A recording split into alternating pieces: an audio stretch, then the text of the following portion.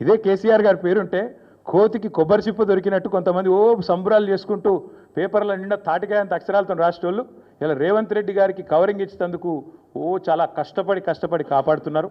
వారందరికీ నేను చేసే విజ్ఞప్తి ఒకటే, మీరు ఎన్ని చేసినా ఎంత గింజుకున్నా ఈ మీడియా సంస్థలు ఎంత తాపత్రయపడ్డా ఆయన మీకు ఎంత అడ్వర్టైజ్మెంట్లు ఇచ్చినా ఎన్ని రకాలుగా మిమ్మల్ని ఫోన్ చేసి బెదిరించినా ప్రజలకు విషయం అర్థమైపోయింది.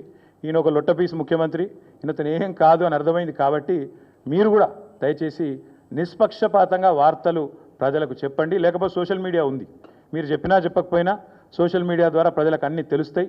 తెలియదు మేము పిల్లి కదా కళ్ళు మూసుకొని పాలు తాగితే తెలియదు అనుకుంటుంది అన్నట్టు మేము రాయకపోతే వార్తనే కాదు, మేము రాయకపోతే మేము నొక్కేస్తే ఎవరైనా కూడా వాస్తవాలు చెప్తున్నాం. మీకు అబద్ధం అనిపిస్తే నేనేం చేయాలి? కానీ చాలామంది రాస్తలేరు, మరి ఏం చేయాలి? మరి మా బాధ మేము చెప్పుకోవాలి కదా, ప్రజలకన్నా చెప్పుకోవాలి కదా. కాబట్టి మీరు అట్లా అనుకొని మీ భ్రమల్లో ఉన్నంత మాత్రాన మీరు చేయగలిగేది ఏం లేదని కూడా చెప్తూ